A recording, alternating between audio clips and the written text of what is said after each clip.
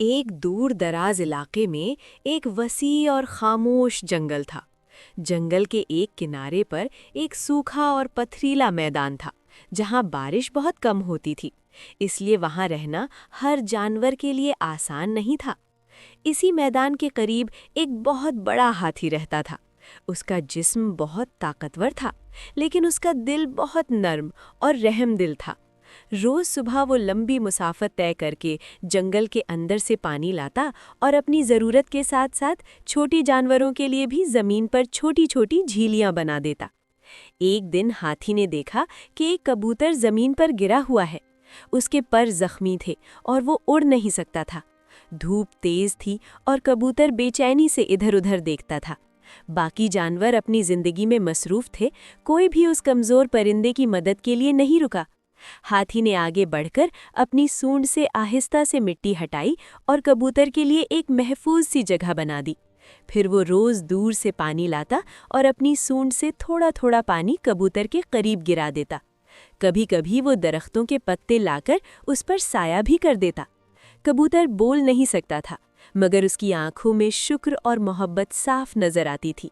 वो बस खामोशी से हाथी को देखता और दिल ही दिल में दुआ देता। दिन गुजरते गए। कबूतर के पर धीरे धीरे ठीक होने लगे। वो छोटी छोटी फुर्ती से उड़ता, फिर थककर वापस आ जाता। हाथी दूर से ये सब देखता और खुशी महसूस करता, लेकिन कभी अपनी मदद का जिक्र नहीं करता। एक दिन अचानक जंगल में आग लग गई। गर्म हवा की वजह से आग तेज रफ्तार से फैलने लगी। दरख्त जलने लगे, जानवर घबराकर इधर-उधर भागने लगे। जंगल में चीख पुकार मच गई। हाथी ने जब धुआं देखा तो वो फौरन होशियार हो गया।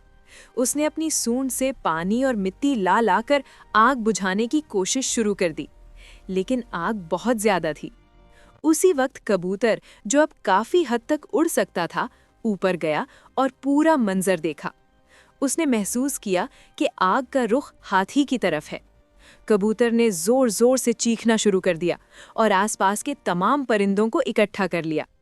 सब परिंदे मिलकर अपनी चोंच में पानी के कतरे भर भर कर आग पर गिराने लगे। हाथी और परिंदे मिलकर लगातार कोशिश करते रहे। लंबी मेहनत के बाद आखिरकार आग बुझ गई।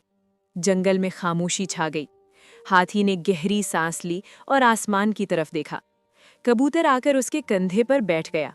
दोनों ने एक दूसरे की तरफ देखा, बिना कुछ कहे। लफ्जों की जरूरत ही नहीं थी। ये सिर्फ मदद नहीं थी, ये खामोश दोस्ती थी, जो बिना शोर के निभाई गई और जान बचाने का जरिया बनी।